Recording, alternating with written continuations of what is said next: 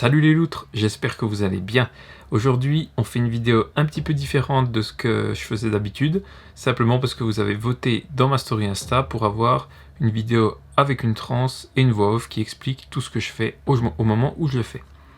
Alors évidemment, il n'y aura pas la transe complète parce que c'est beaucoup trop long et pas spécialement intéressant, donc j'ai choisi de vous mettre simplement les moments qui sont utiles, l'induction, les étapes, tout ça, pour que vous puissiez comprendre comment je fais exactement.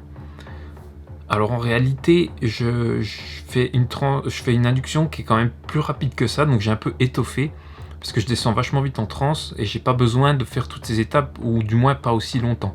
Donc mais pour vous, j'ai quand même pris le temps de le faire, donc je dirais que c'est plus ce que je faisais avant, à l'époque, quand j'ai commencé, plutôt que ce que je fais maintenant, qu'un format entre guillemets condensé de ce que vous allez voir.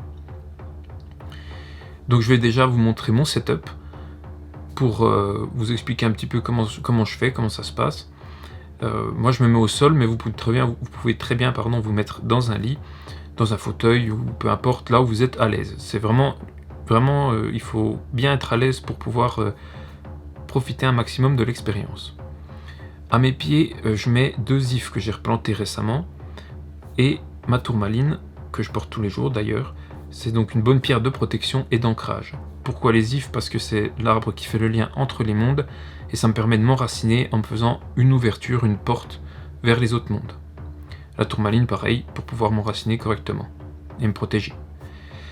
Des coussins ici simplement pour me permettre d'avoir le dos bien plat sur le champ de fleurs.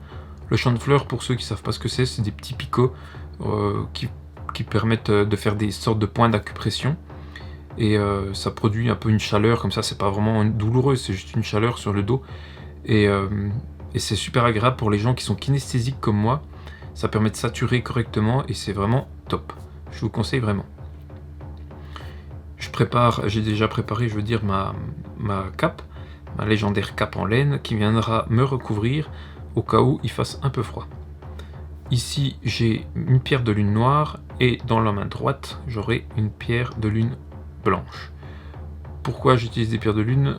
Alors bon, le pourquoi exactement c'est un peu personnel, mais disons que je les utilise comme prisme et pour accroître les énergies du moment en synergie avec ma tourmaline à mes pieds, mes pierres de lune et un cristal de roche à la tête. Alors avant de commencer ma transe, je nettoie toujours ma place avec du Palo Santo et ensuite, une fois que j'ai terminé, je nettoie la place avec de la sauge blanche. Comme ça, j'ai les 2 énergies purificatrices, le palo, le masculin, et la sauge blanche, le féminin. D'ailleurs, si vous utilisez un petit barbecue comme j'utilise en dessous, là, il faut faire attention parce que si vous mettez un charbon dedans, il chauffe de ouf, et s'il n'y a pas de socle en dessous, vous allez cramer dans la baraque avant d'avoir fini la transe. Ensuite, je vous montre rapidement sans trop vous expliquer. Là, je m'étais un petit peu plus protégé que d'habitude, donc j'ai mis 2-3 petites choses. Vous n'avez pas besoin, vous, de vous protéger pour l'instant, vous inquiétez pas.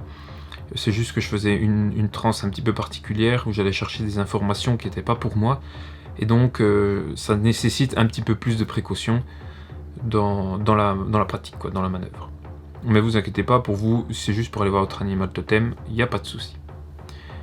Alors moi j'aime bien mettre des écouteurs, vous pouvez aussi mettre une station avec de la musique comme ça. Moi j'aime mieux les écouteurs, ça me met plus dans une bulle et ça me permet d'être bien coincé dans ma transe, quoi. Alors surtout si vous mettez des écouteurs, mettez bien votre smartphone en mode avion, coupez le wifi, bluetooth, tout ça, parce que si on vous appelle pendant que vous êtes en transe avec les écouteurs à fond, vous allez faire un bond, ça va pas être super agréable je pense. Donc c'est vraiment un truc à pas oublier. Maintenant, j'allume ma bougie de protection et je commence à purifier ma place au Palo Santo. Pour ceux que ça intéresse, je pourrais vous faire des vidéos qui vous expliquent comment vous protéger au quotidien et pendant les transes. Alors à ce moment-là, je suis déjà en train d'écouter de la musique. J'écoute du tambour chamanique parce que j'aime bien ce rythme qui est très progressif et qui permet doucement de décaler mon état de conscience. Donc là, je parle plus à personne, je suis dans une petite bulle et je suis concentré sur mes préparatifs. Et plus je passerai de temps ici, moins j'en passerai à l'induction. Ensuite, je m'installe directement sur mon champ de fleurs, torse nu évidemment, sinon ça sert pas à grand chose, et je commence directement mes vérités vérifiables et non vérifiables. Comme je suis quelqu'un de kinesthésique, je vais incorporer beaucoup d'éléments de ressenti, même si je vais quand même incorporer de l'auditif, du visuel et de l'olfactif.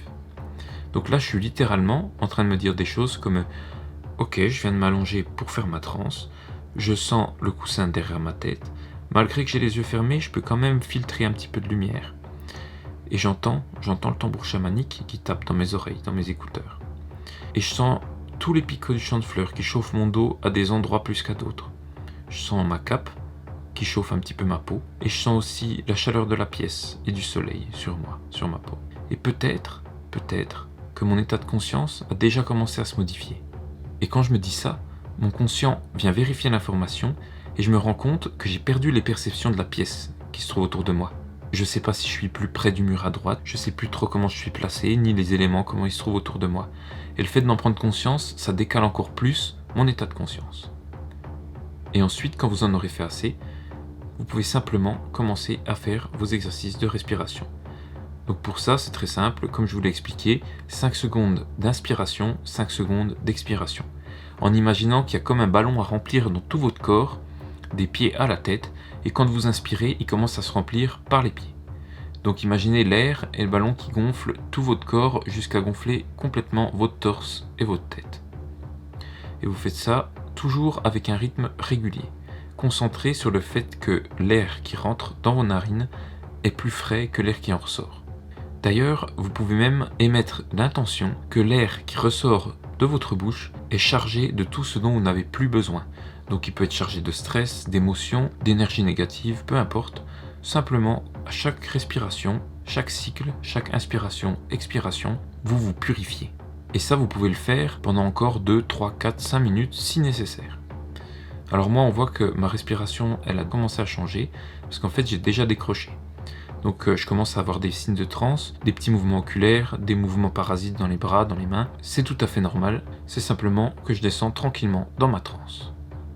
Alors à ce moment-là, je suis en train de finir mon rituel de protection en parlant à mes dieux et à mes guides, et ça me permet de finir mon induction et de me laisser un peu plus de temps pour descendre dans ma transe. À partir de là, je vais demander à mon animal totem de me montrer un moyen de transport pour descendre dans mon monde à moi. Et comme j'ai la chance de pouvoir l'entendre me parler même si je ne le vois pas, quand je vais formuler ma question « Est-ce que tu peux me montrer le passage pour descendre ?», je vais entendre sa voix qui va me répondre quelque chose comme « Finis de descendre des escaliers, traverse la cour et passe la porte ». Et à ce moment-là, je me retrouve dans des escaliers, donc je les descends, j'arrive dans une cour, je vois une porte au bout, j'ouvre la porte et je me retrouve directement dans mon monde. Donc là, c'est ce qui vient de se passer, j'ai demandé à mon animal totem, il vient de me donner le chemin et donc je commence à l'emprunter. Vous allez voir qu'il va se passer quelque chose. Physiologiquement, ça va changer un petit peu. Je vais commencer à avoir des mouvements parasites de plus en plus fréquents, des signes de transe comme les mouvements oculaires, les yeux qui révulsent un petit peu, la respiration qui saccade, l'arrêt de la déglutition. Dans tous les cas, c'est complètement normal, ce sont des signes de transe classiques. C'est simplement que je suis en train de passer un palier. Et pour être honnête, je m'en étais même pas rendu compte pendant la transe que je bougeais autant et que j'avais autant de mouvements parasites. Et une fois arrivé dans mon monde, ma respiration va reprendre un rythme plus régulier et c'est normal, c'est simplement que le palier a été franchi. À partir de là, comme je vous l'ai expliqué, j'explore mon monde, j'essaye d'incorporer un petit peu tous les éléments qui m'entourent pour rendre l'expérience complète. Ce qui veut dire que je vais essayer de sentir les odeurs, je vais essayer de toucher les choses pour savoir leur texture, je vais me déplacer, regarder, essayer de voir les couleurs, les bruits que je peux entendre et ainsi de suite. Et une fois que j'aurai fini de faire ça, je vais simplement redemander à mon animal totem de me montrer un passage pour arriver jusqu'à lui cette fois-ci. Souvent les gens me demandent s'ils doivent imaginer le passage ou un escalier, un chemin, quand ils n'arrivent pas à le voir. Alors en réalité, ce qu'il faut faire, c'est se laisser l'imaginer. Je vous explique. Vous allez demander à votre animal totem de vous montrer le passage, et là, à ce moment-là, quelque chose va sortir dans votre imaginaire. Vous allez vous mettre à voir un escalier que vous connaissez peut-être, un escalier que vous avez peut-être jamais vu. Dans tous les cas, vous allez voir quelque chose. Et ça, ce sera votre animal totem qui vous l'aura envoyé. Par contre, si vous vous mettez à imaginer consciemment l'escalier de chez vous qui descend à la cave, là, c'est pas votre animal totem qui vous l'a soufflé à l'oreille. C'est vous qui êtes en train de le créer. Et donc, c'est pas la même chose. Donc en fait, laissez-vous simplement imaginer un passage et accepter ce qui viendra. Donc là pour moi, mon animal totem vient de me donner le passage et donc je m'apprête à l'emprunter. Et on va voir qu'il va se passer des choses physiologiquement comme tout à l'heure. On va voir qu'un palier va être franchi. Alors c'est un peu amusant parce que mon animal totem principal c'est un aigle royal et quasiment à chaque fois que je rentre dans son monde, je me retrouve à tomber d'une falaise ou tomber directement du ciel et lui il arrive de nulle part et il m'attrape en vol. Et donc à chaque fois ça me fait une sensation de vertige, une sensation de surprise, un peu comme quand on est dans un manège ou qu'on fait un saut à l'élastique. D'où le fait que je bouge comme ça sur la vidéo. Alors maintenant que je suis arrivé dans le monde de mon animal totem, je vais commencer à faire le travail pour lequel j'étais descendu jusqu'ici. Si c'est la première fois que vous allez dans le monde de votre animal totem, n'oubliez pas de lui demander son nom si vous en avez l'occasion et n'hésitez pas non plus à lui demander pourquoi il vous accompagne. Quel est son rôle, qu'est-ce qu'il va pouvoir vous apporter et ainsi de suite. Donc moi pour le coup j'ai fait le travail que j'avais à faire et ensuite simplement je suis revenu. Alors pour revenir, comme je vous l'avais dit, il suffit de reprendre le passage pour remonter du monde de votre animal jusqu'au vôtre et ensuite remonter de votre monde à vous jusqu'au palier précédent avant de descendre. Et quand vous en serez là, n'oubliez pas, commencez à bouger vos extrémités, vos pieds, vos mains, vos doigts, vos membres, et ainsi de suite, jusqu'à réveiller doucement votre corps. Inspirez un bon coup, étirez-vous, et ce que j'aime bien faire, c'est qu'avant d'ouvrir les yeux, je demande à revenir en pleine conscience, avec encore plus de dynamisme qu'avant la transe. Comme ça m'évite de rester un peu vasouillard et de reprendre directement mes esprits. Si vous étiez couché sur un lit ou une table de massage, n'oubliez pas, avant de vous lever, commencez déjà par vous asseoir tranquillement. Reprenez contact avec le sol et levez-vous à votre rythme. Voilà les loutres, j'espère que ça vous aura plu. J'ai fait de mon mieux pour vous montrer ce que je fais personnellement pour aller en transe. Donc vous avez vu que c'était pas très compliqué, il faut simplement respecter toutes les étapes et surtout respecter votre rythme à vous. Si vous avez besoin de plus de temps à l'induction, n'hésitez pas à la faire traîner 10, 15, 20, 30 minutes si nécessaire. Sur ce, je vous invite à vous abonner à la chaîne, à me suivre aussi sur Instagram, le lien est dans la description. Je ferai peut-être un autre sondage pour savoir ce que vous préférez comme prochaine vidéo. Et d'ici là, je vous souhaite des voyages merveilleux à la rencontre de vous-même. Allez, à plus les loutres.